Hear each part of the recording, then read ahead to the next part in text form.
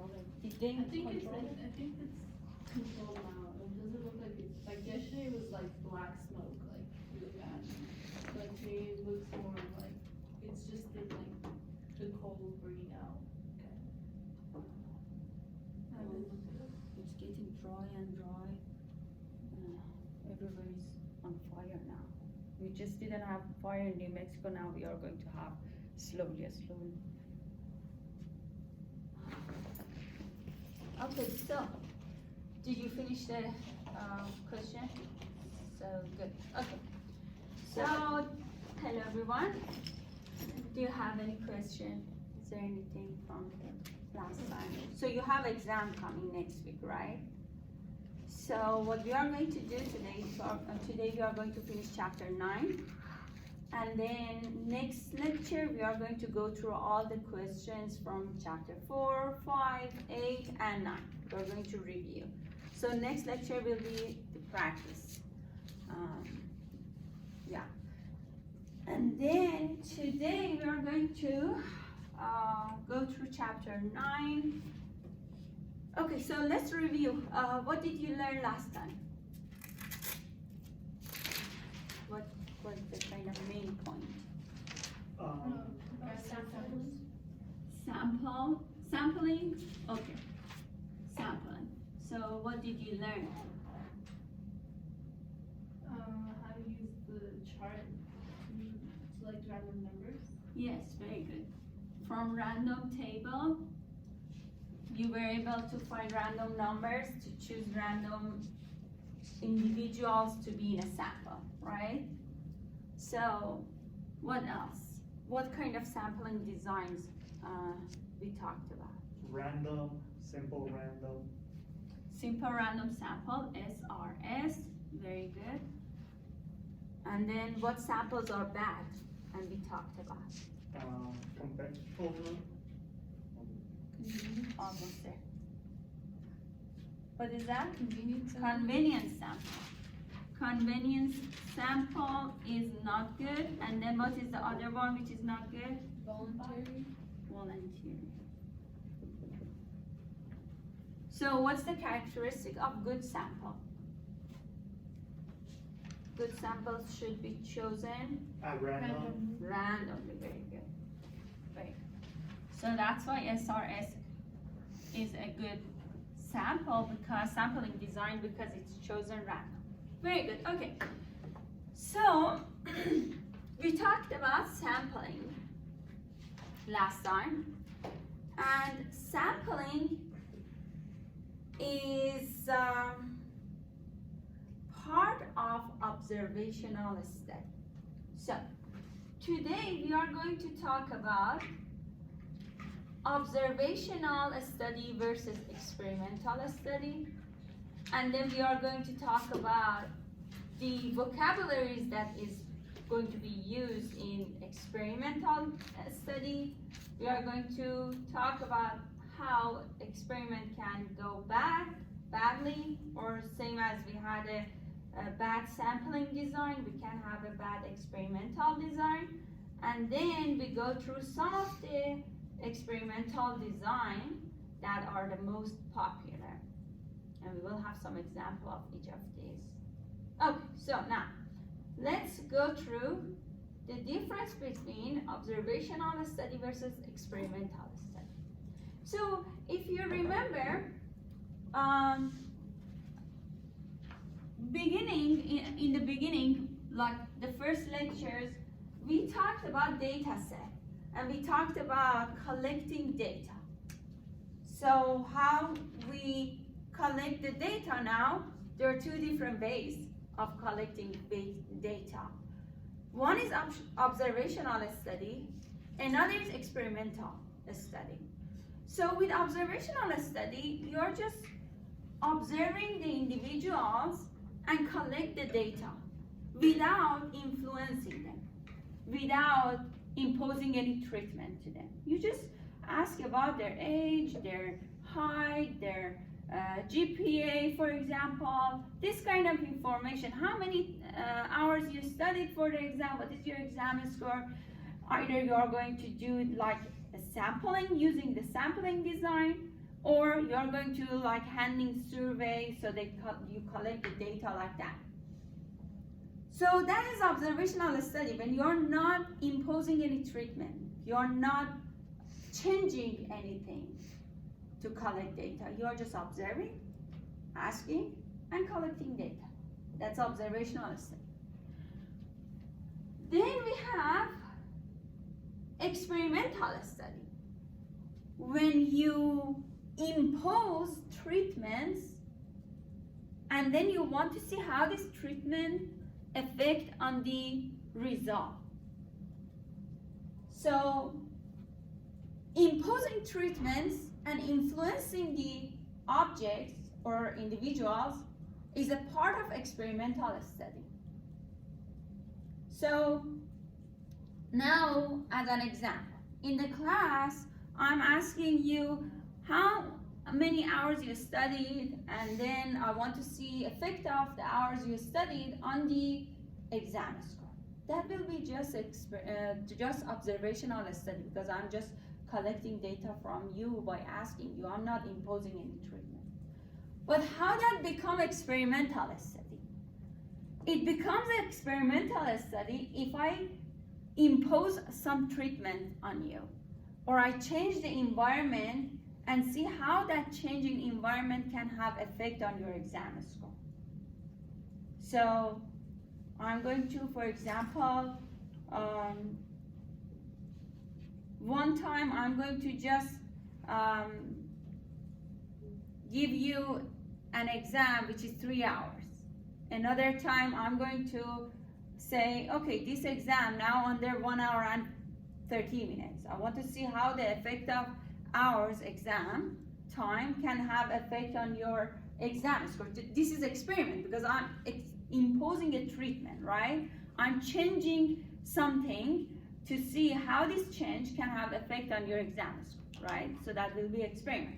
Or I can say, okay, one time you have 3 days before exam, before I warn you about the exam, and you have 3 days to study for the exam. Another time I'm going to just warn you about the exam 1 day before.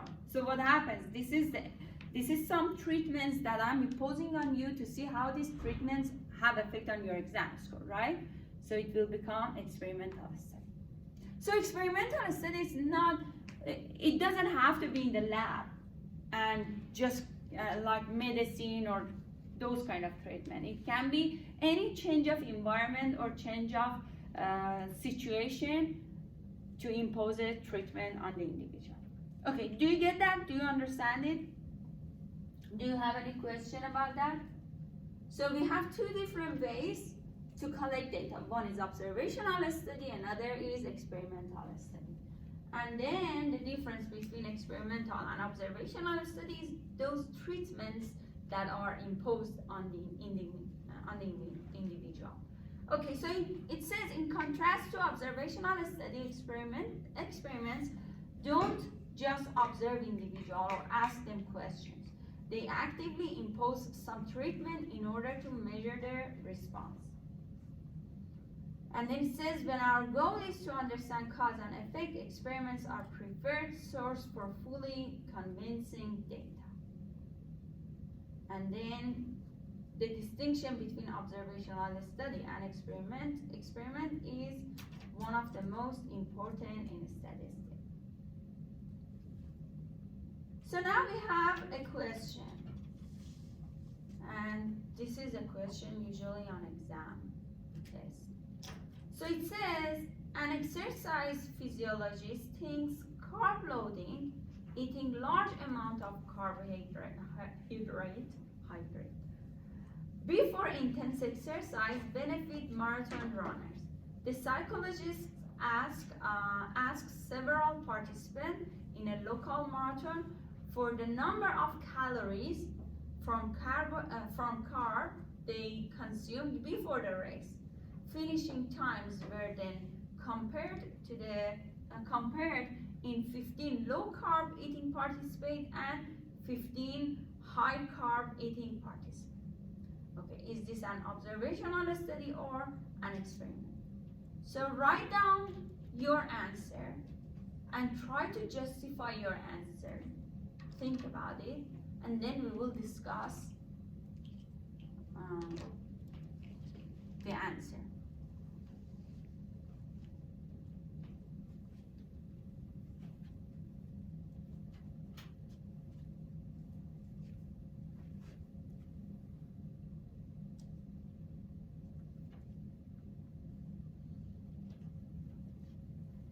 Do you have it?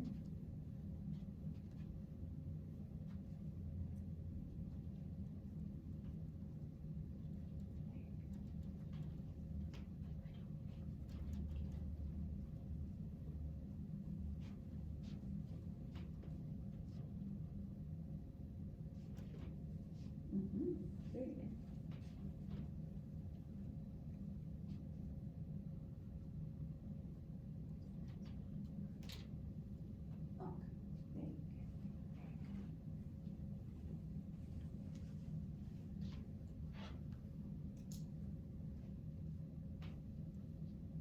Did they clearly impose the treatment?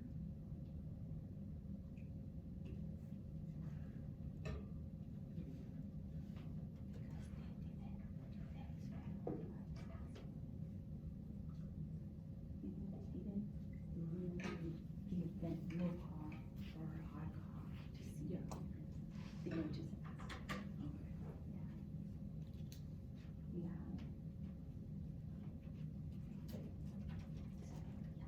They didn't give them treatment. They were just asking. They didn't give them low carb versus high carb to see how that affects. So what happens is here, it seems it's experimental study, but it's not, because they are not really giving some group a low carb diet and another group high carb diet, right? And to compare them, they are just asking them. Who knows, maybe some of them had a high carb and they are saying, no, we had a low carb. So it's not an experiment. And that's the reason experiment is more preferred, because you are going to control, you are going to really create that environment and impose the treatment, and then you will see what happens. It's not just asking people and rely on their answer, right? Okay, did you understand this? So this is observational study, because no treatment is imposed on the individuals. There is no influence on individual. Okay, so now we are going to talk about confounding effect, and actually you should be familiar with this because we already talked about lurking variable before. So now I'm going to remove that part and ask you, do you remember lurking variable? So what was lurking variable in your own language? You can give me an example. If you cannot explain it, just give me an example. A variable that the researcher didn't impose into the experiment? Almost there, yeah, you're almost correct. Something that can't really be measured. So like you're trying to do an experiment on trees growing, you can't really control the wind, and that could affect your Yeah. experience. Yeah, correct. So it's you're improving it by talking about experiment. Yeah, very good. But easier kind of way of saying is that this is a variable that the researcher didn't consider into the study, right? And didn't consider the effect of that variable in the study, but that variable really have effect, like wind, for example, or the noise outside of the classroom when students are taking their exam. So that is some variable that maybe some people don't consider, but that variable has effect on the exam score, for example. So confounding happens when we have a lurking variable in the study, and when the effect of lurking variable mixes up with the effect of explanatory variable, then we have confounding effect. Means we don't know which one is effect of real X variable. We don't know which effect is effect of lurking variable. We cannot distinguish between them. So lurking variable if we have a lurking variable in a study, that causes confounding effect. Okay, it says two variables, an explanatory variable and a lurking variable are confounded when their effects on a response variable cannot be distinguished from each other. And then it says observational studies of the effect of one variable on other often fail because of confounding between the explanatory variable and one or more lurking variable. Well-designed experiment take steps to avoid confounding. So they control for confounding. But in observational study, most of the times, you're ignoring some of the confounding effect because you don't know about some other lurking variable that you were not considering in the study. Do you have any question about this? No? So now, this is an example of confounding effect. And we had this example before, but we went through this example very fast at the end of one of these lectures. So it says a study of elementary school children aged 6 to 11 finds a high positive correlation between shoe size and a score on a test of reading comprehension Y. So X is the shoe size and then Y is the exam score, right? And they are saying that the exam score is affected by the shoe size. Means shoe size can change the exam score. If you have a bigger shoe size, you do better on the exam. If you have a smaller shoe size, you do bad. So why is this kind of correlation is happening? Because, well, if a student is younger, they are not that well prepared for such an exam. And when a student is younger, they have a smaller shoe size, right? And then when the students are older, they are well prepared. They know this kind of exam comprehension, reading comprehension exam. And then when they are older, their shoe size is bigger. So there will be a correlation between shoe size and the exam score, but it's not really because of shoe size. It's because of age. Age has effect on the exam score. So here we have a confounding effect because we have a lurking variable here, age, which was not considered taking to the account in this study. So it says the observed correlation is most likely due to the effect of a lurking variable such as age. Okay, so now we are going to talk about experimental study. In experimental study, we have some vocabulary, just like subject, factors, treatments. We are going to talk about this vocabulary first, and then we go through some examples to see how we use this. Okay, so it says an experiment is a statistical study in which we actually do something, means apply a treatment, imposing some treatment to people, animal, or object to observe the response.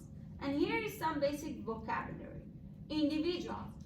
Individuals, if you remember from the first chapter, individuals are subjects, object, animal, people, whoever that we are working on them to collect data, to get their information, right? So these individuals in an experimental study are called subjects of this study. And particularly when they are people, they call them subject of a study. Now it says the explanatory variable in an experiment are called factors. So now instead of explanatory variable, we call them factors. In an experimental study, we may have one factor, two factors, more than two factors, many factors, and those are all explanatory variables that can have effect or influence on the response variable.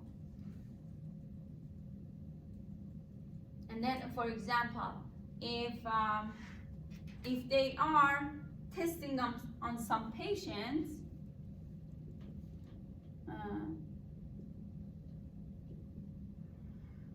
patients are the subjects of the study, and then they have a treatment like medicine,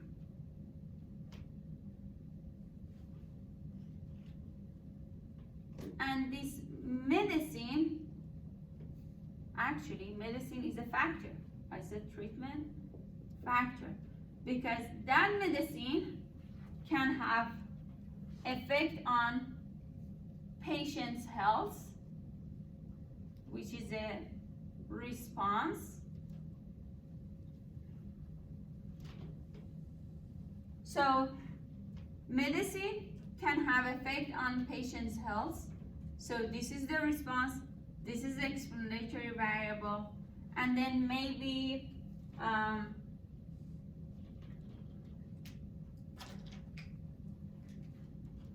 length of hospitalization, bedridden? Do we say bedridden? Maybe how long or how much they're taking? Yeah, how long they are doing that treatment on them. Inpatient, we call it inpatient. Give me another actually explanatory variable that can have effect on patient's health. Cleanliness, What is that? cleanliness, how clean it is. Clean. Cleanliness, I think. Yeah, clean. Okay. Very good. So this is another factor, okay? And then now look at this. We talked about factor, which is something that can have effect on health, right? Something can have effect on health. So we have health as response variable. One factor here, two factor here. And now we are going to talk about treatments. So what is treatments now? Treatments is The factors? different level of factors. So for example, if medicine is different doses. Okay, I'm going to write down as different dose. This will be the treatment. And then cleanness, we can say high or low, means how clean they are, the level of cleanness. This will be the treatment. This will be the treatment.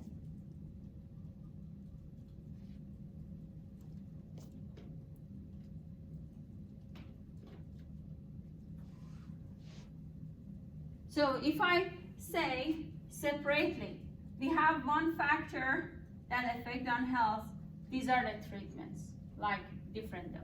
And then we have another study that we have cleanliness of the health. Then this will be response. This will be the factor, and those are the treatments.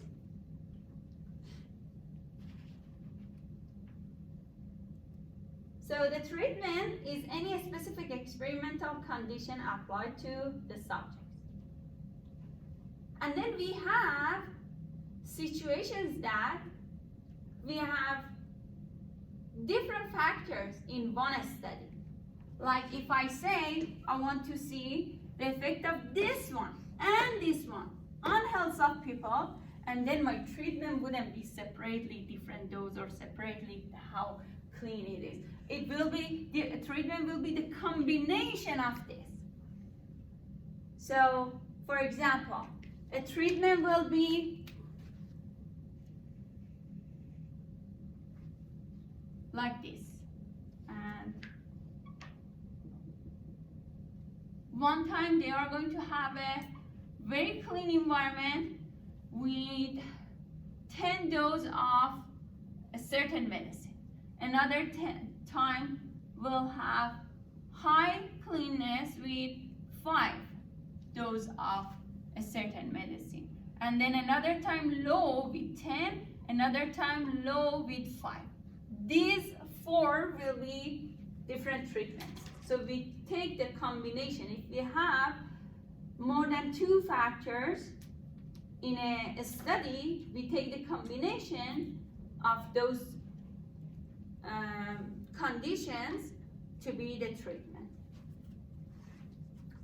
Okay, so now we will see example here. Now we are going to have a real example to see how we are going to find out what is factor, what is treatment, and answer the other questions related to this experiment. Okay, so it says a researcher studies the effect of positive encouragement and imposed break time on worker productivity. Okay, so now that we are in the first sentence, you tell me what is the response variable here? Worker productivity. Response variable. Everyone, is that correct? Why? Why that is correct? See if they'll like work better with breaks. So we want to see how the break time and positive encouragement effect on worker productivity. How this one changes based on those. So correct, worker productivity is the response variable.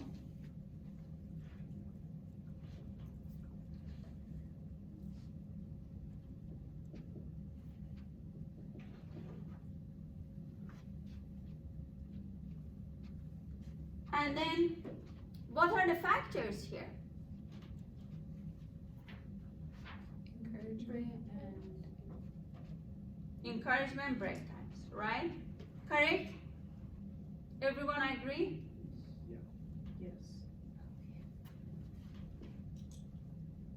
Factors. One factor is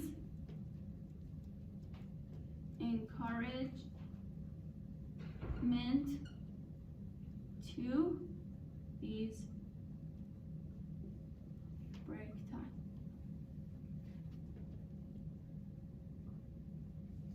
Okay, so now let's continue. It says her study has 3 levels of positive encouragement. None, shown by A, 1 encouragement per day, B, 3 encouragement per day, C.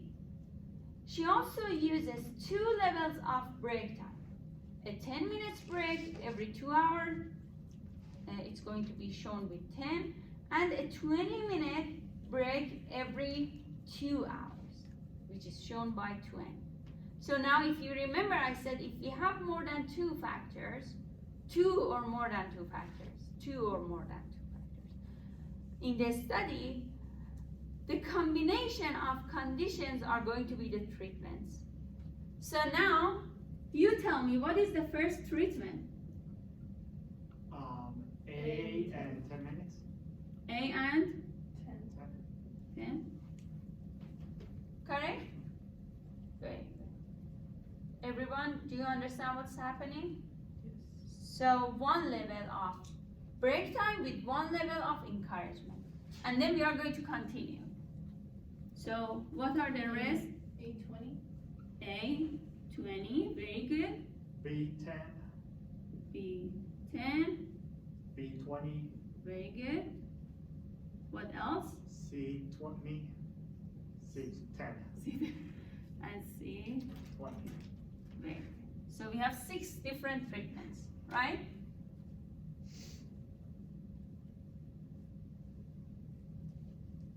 Do you understand this? Okay, now, okay, I will give you time to write this down. Do you have any question?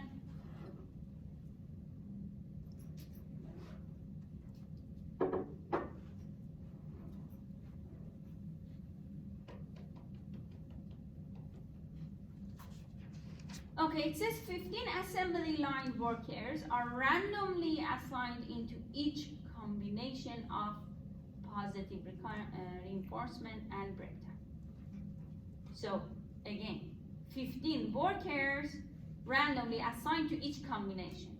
So you tell me, how many individuals do this experiment require all together? 15. 15 times? 6. 6, correct? How many total?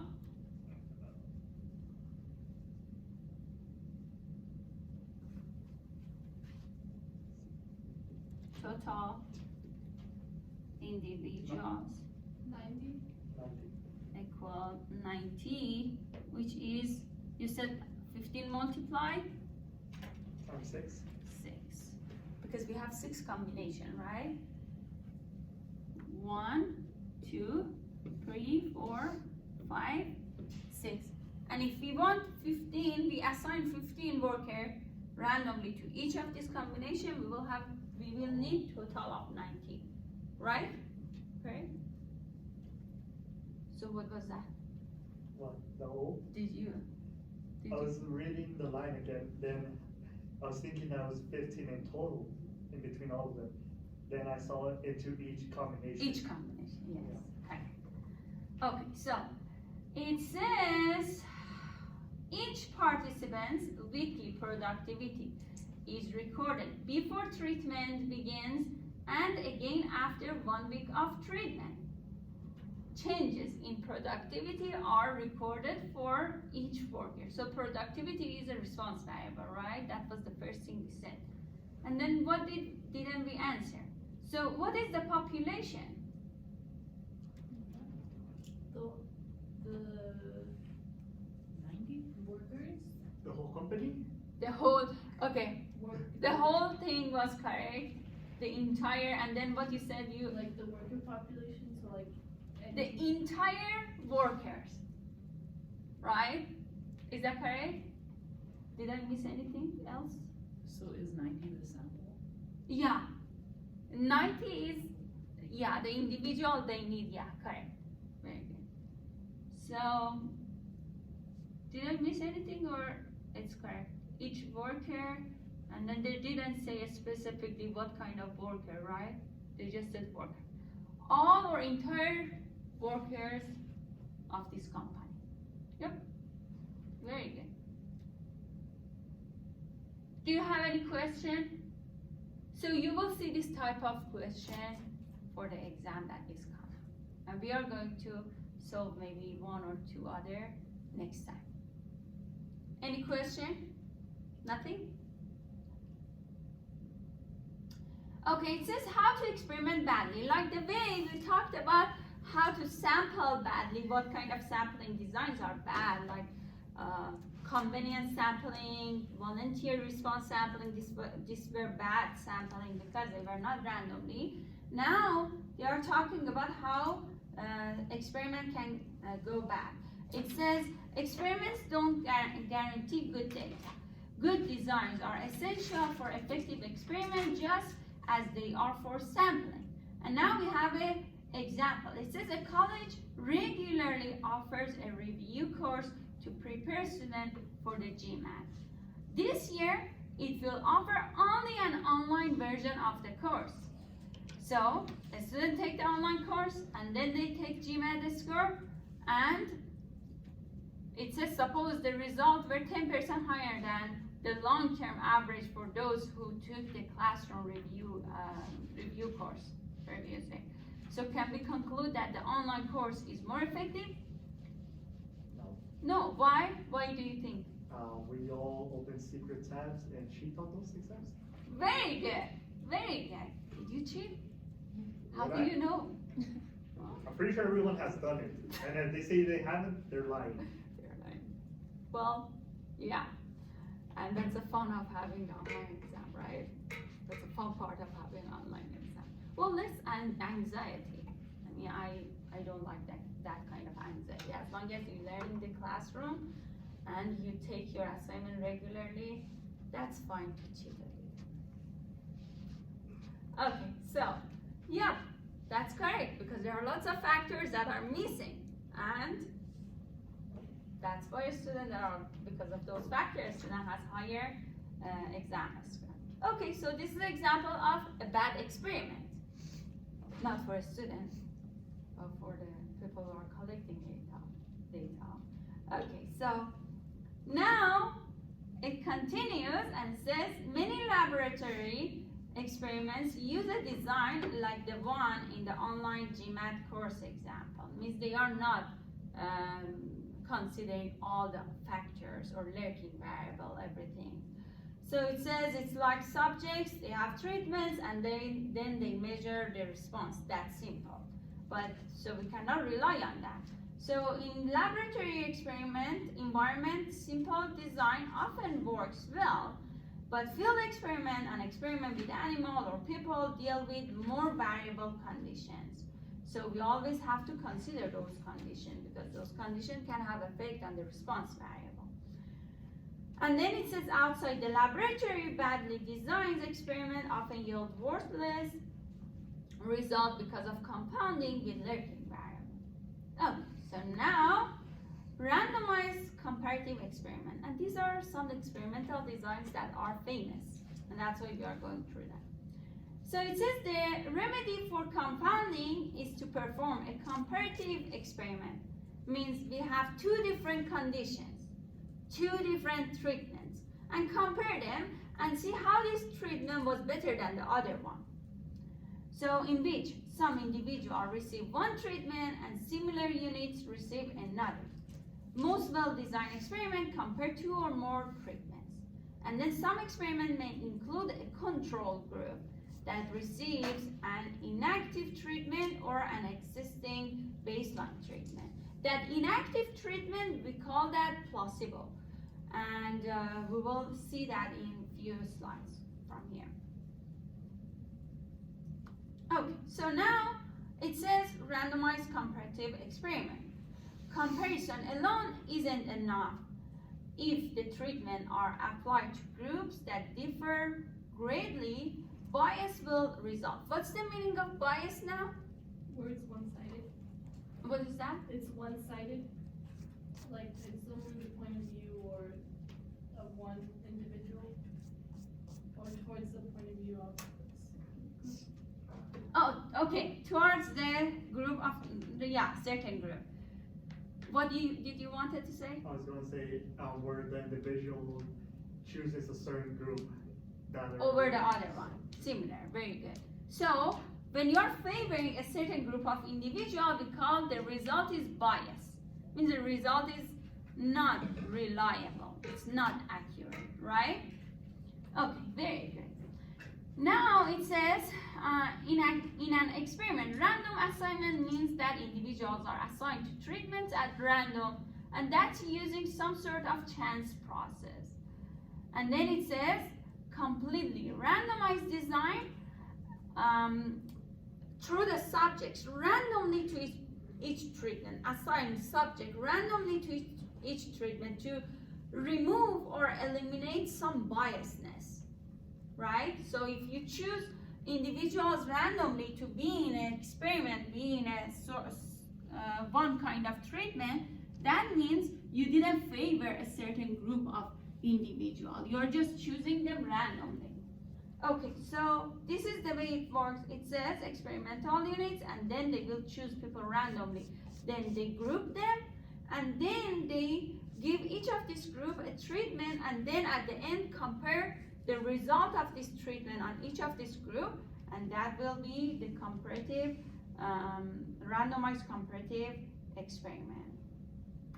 Okay, so the whole kind of definition for that will be, it says an experiment that uses both comparison and two or more treatments and random assignment of subject to the treatment is randomized comparative experiment. So we have randomization, we have comparison, we have multiple treatments to compare, right?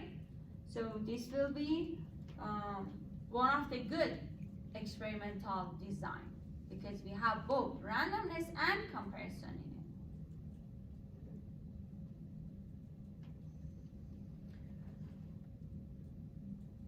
Okay, so do you have any questions so far? Is there anything confusing? No. Okay. So now the logic of randomized comparative experiment. There are three principles of experimental design. One is control, another is replication, and another is randomization. So randomization use chance to assign subject to the treatments, right? So that's easy.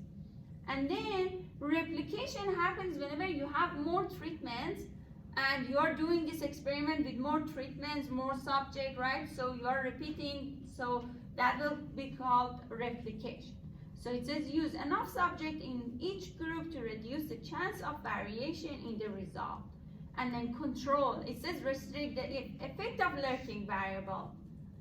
So, well, control, I mean, now we will talk about placebo. You will understand how that works.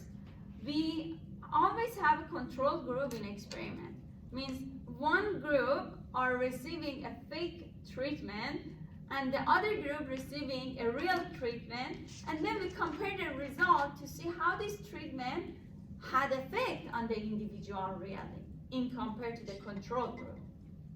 Okay, so it says an observed effect so large that it would rarely occur by chance is significant, statistically significant. So in future when you hear that, they say, oh, the result is statistically significant. Means, it doesn't mean that the result is meaningful. It means that the result was so obvious and so huge that it couldn't happen by chance. It should be based on some effect, based on some real, effect of treatment. Okay, so now placebo.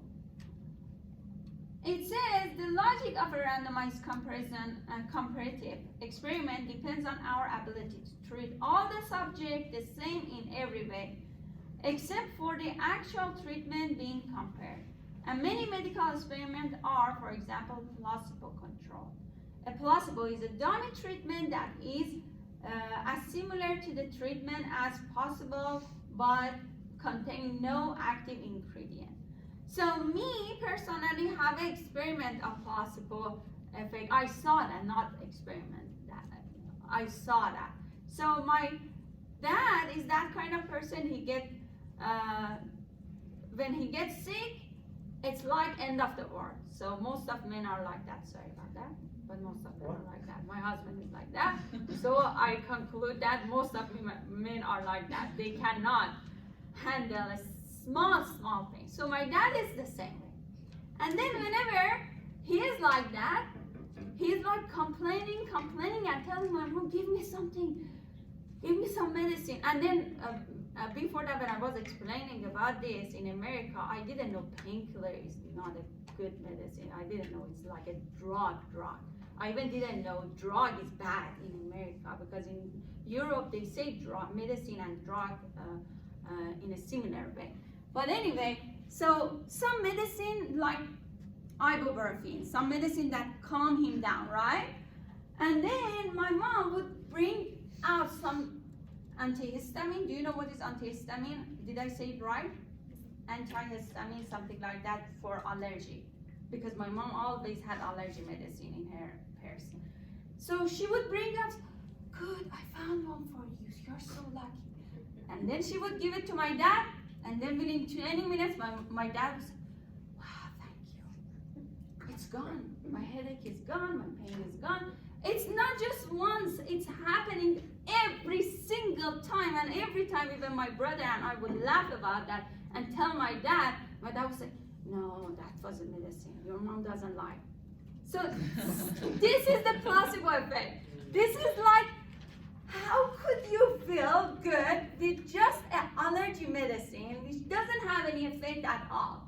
So this is just like psychologically, like he was treated by that, medicine. So that's why in most of experiments, they do this. They control for this kind of lurking variable. They give some patient the placebo medicine, fake medicine, which is very similar to the real medicine, and they want to see if they are exaggerating or they are really very affected by the medicine. Okay, so now you never forget placebo, and maybe you have someone in your family, a man in your family who is always complaining about pains. Okay, so now another design, double-blind design. So in this kind of design, neither the people who are treating the patient know what kind of medicine patients are receiving, nor the patient themselves know what kind of medicine they are receiving. So they are trying to eliminate all different kind of factors that can, make this experiment go wrong. So this is a double-blind experiment. It says in double-blind experiment, neither the subjects nor those who interact with them and measure the response variable know which treatment each subject is receiving. Okay, so this is double-blind design. Now another design that we are going to talk about is, okay, I will give you time to write that down. And ask me your question if you have any question, if these are confusing. Question? Okay, good. Not good. Why did I say it's good? You should have question for me. A question of what's a double experiment? Is it double blind? About, That one is Everybody pretty knows that. explanatory. okay, good. No, you said you don't have question, I said good. But as a teacher, I should not say good. I should wait for your question. Okay, so now, match pair design. It says, the match pair design is almost similar to comparative randomized design, randomized comparative design. It says the idea of this experimental design is to create or use matching pairs of similar experimental units for comparing two treatments. I mean, the subjects are the same. When the same subject received 2 or 3 different treatments. In this way, it's easier to say that. So that's what they call that match pair design. It says is randomized experimental design in which within each matching pair of similar subject, chance is used to determine which subject gets each treatment. And then it says sometimes a pair in a match pair design consists of a single unit that receives both treatments. Because the order of the treatments can influence the response, chance is then used to determine which treatment is applied first for each unit. Okay, so now we have, at the end, we have an example, and this example will go through match pair design and also randomized comparative design, and then we will compare these two kind of design to understand this design much better. Okay, so it says, does talking on a hands-free cell phone distract drivers?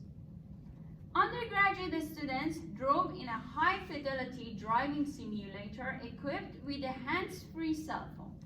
The car ahead brakes. How quickly does the subject react?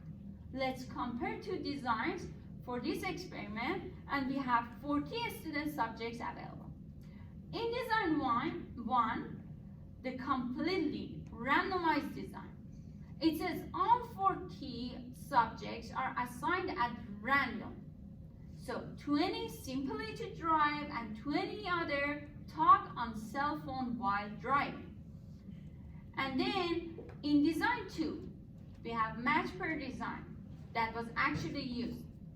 All subjects drive both with and without using the cell phone. The two drivers are on separate days to reduce carryover effects.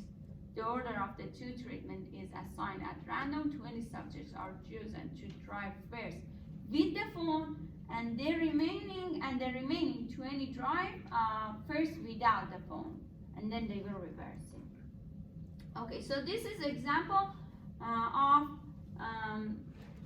completely randomized design and what is that? Matchware design, right?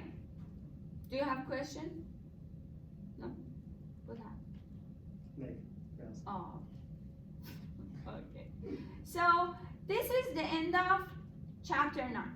But what I'm going to do, you have any question for me? No?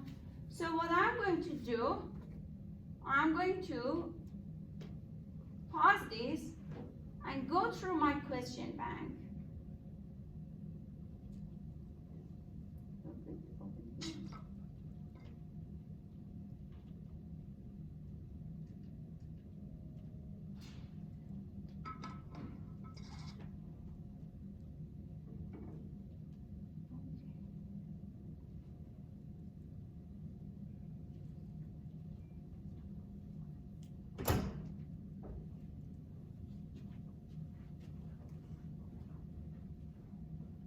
Okay, so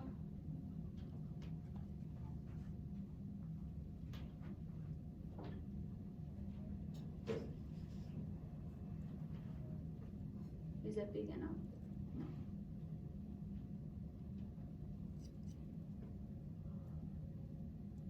Good?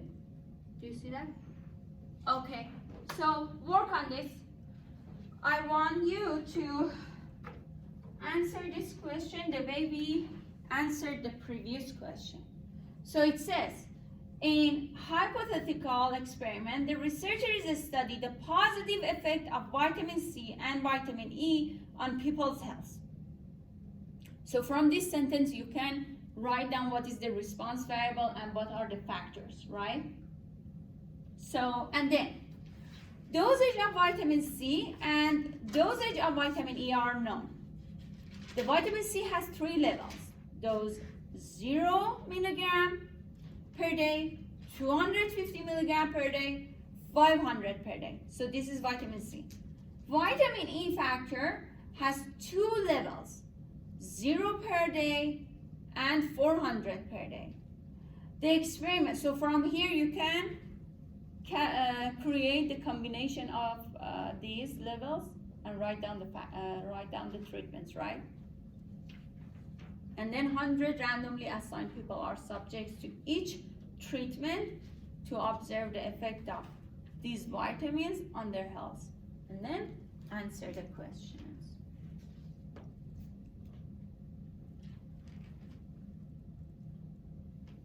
Response to treatment factors.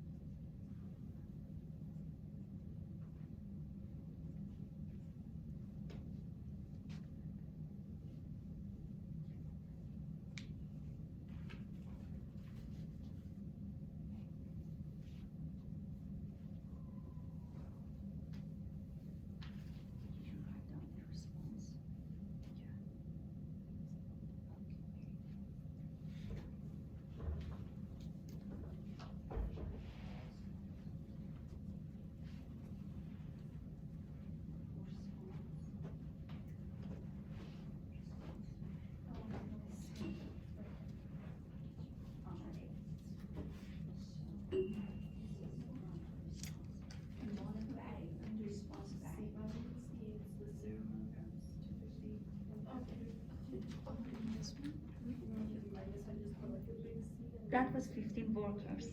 So now put that here. There were 15 workers assigned to each of treatments. Do you remember? Yes. I don't know. So, yeah. Okay, thank you.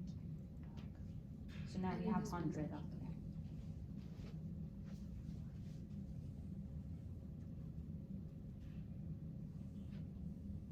What is the response here?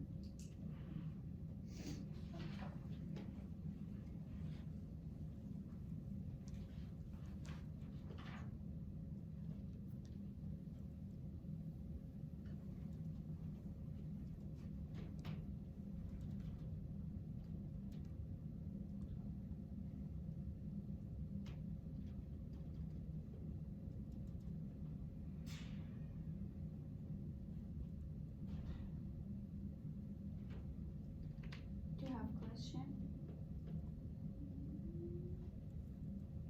So once we get the treatment, so we have to combine them. We want combination of these levels, and each combination becomes a treatment. So like, this one would be like combination of this, the 0 and the 0 for this one. And this one's a 0, this one, and the 400, this one. Oh, Correct.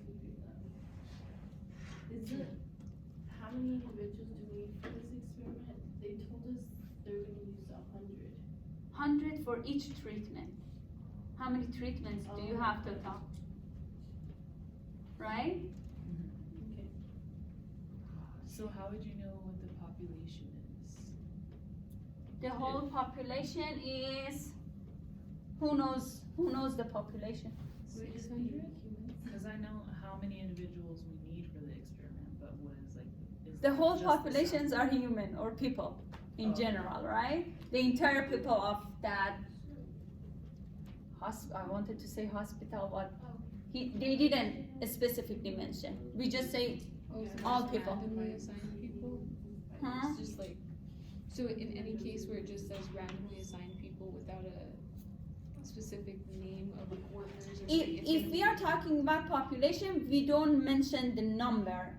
We just mention the whole people that they are working on, the whole group of people.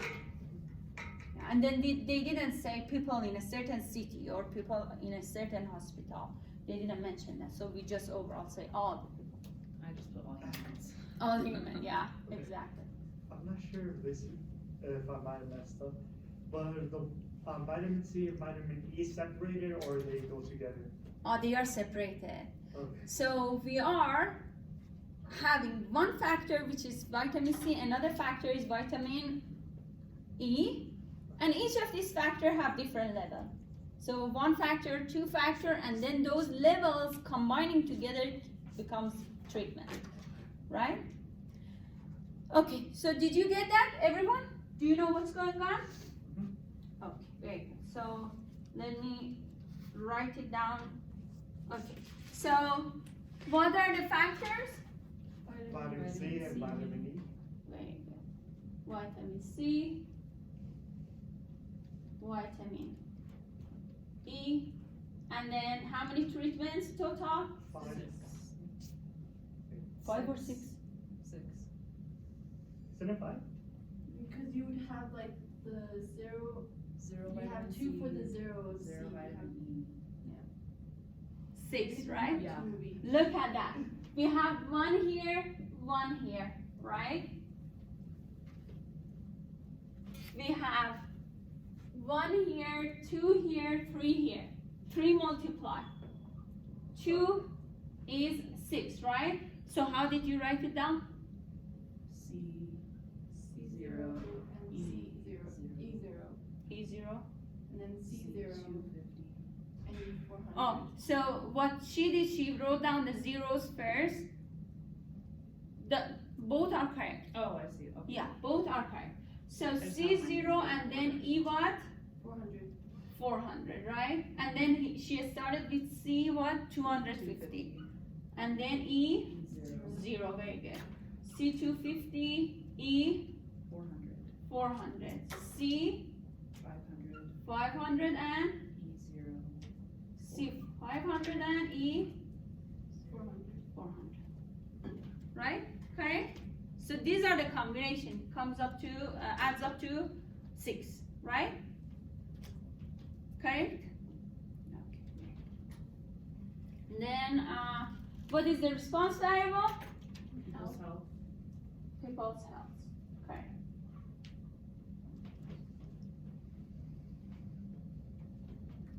What is the population? All people. All humans or all people, right? Or all people. Or all people.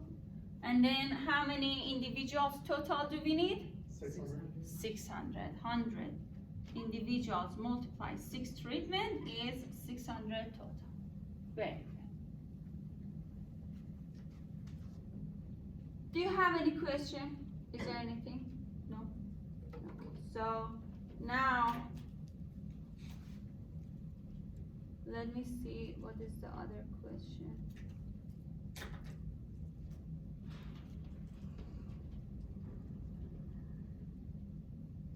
Oh my God, tornado, fire.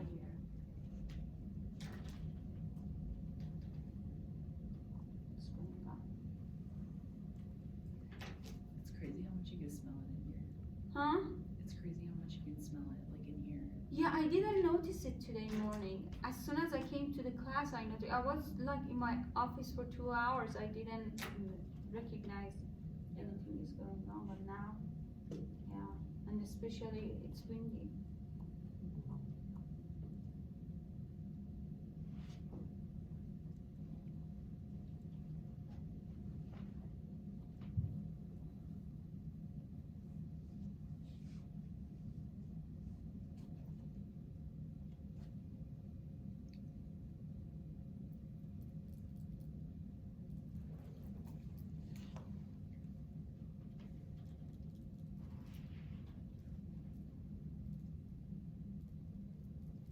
Think about the question. If you have any question for me, ask me your question. I'm just finding a good question that I can ask regarding today's class. Well, actually, I think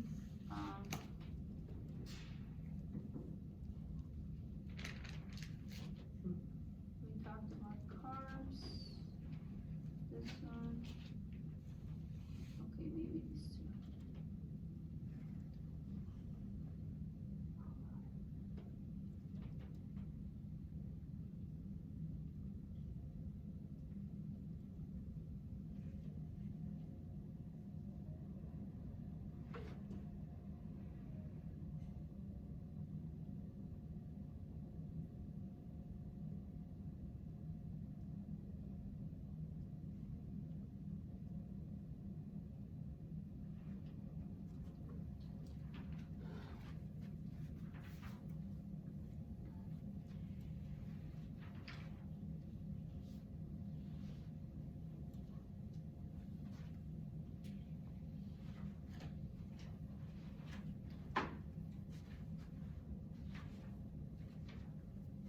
Oops.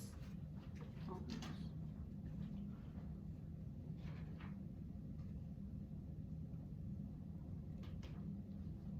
Okay, let's see which one.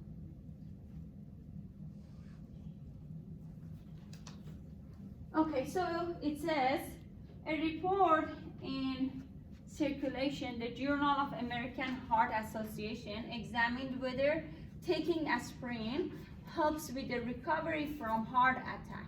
The subjects were the 539 patients who were admitted with heart attack or stroke symptoms to University Hospital in Barcelona, Spain. The patients were asked if they had taken aspirin during the period of during a week. 214 said yes, 325 said no. It was found that group who had taken aspirin had a much lower amount of permanent damage from their heart attack than the group who had not taken aspirin. So, is this experimental study or it's a observational study? Observational. Why? Because they're asking the people if they took aspirin or did not, and they did not force a certain group to do it. They are not imposing any treatment, correct? Right, everyone? Correct? Do you agree? Yeah. Okay, so do you have any question? Maybe I wanted to ask one more question. Why did you put that if they? Okay, so no question? Done? Everything is good? Okay, so next time we are going to see more of these questions and also some questions from chapter 8, some questions from 4 and 5, which are more practical, like problem solving, okay? Are they gonna, is it like a